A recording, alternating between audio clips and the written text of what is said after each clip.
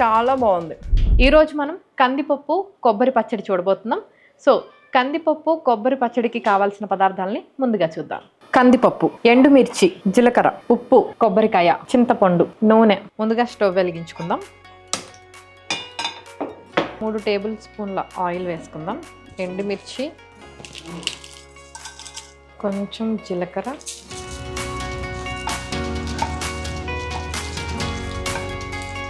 అలాగే కందిపప్పు కూడా వేసుకొని దోరగా వేయించుకోవాలి.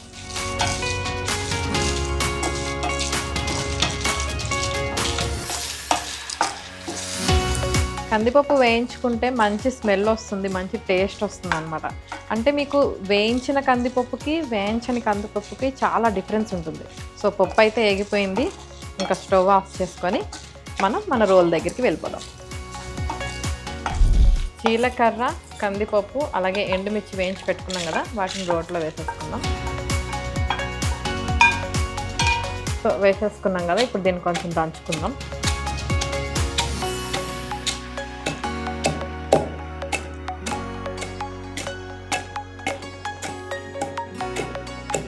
కొంచెం సాల్ట్ వేసుకుందాం. అలాగే కొంచెం చింతపండు వేసుకుందాం.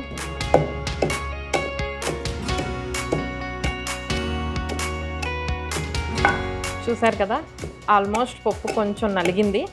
సో ఇప్పుడు దీంట్లో మనం ఆల్రెడీ తురిమి పెట్టుకున్న కొబ్బరిని వేసుకుందాం.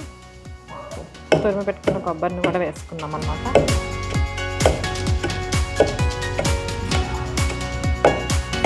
సో ఇది మొత్తం కొంచెం కలిసింది కదా, ఇప్పుడు కొంచెం వాటర్ చల్లుకుందాం.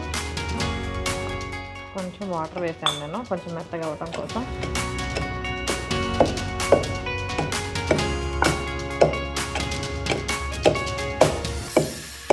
సో చూసారు కదా, ఆల్మోస్ట్ అయిపోవచ్చింది.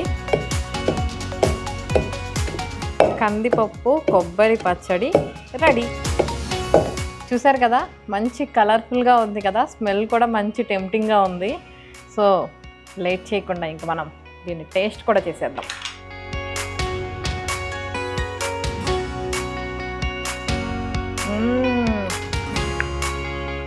చాలా బాగుంది నిజంగా.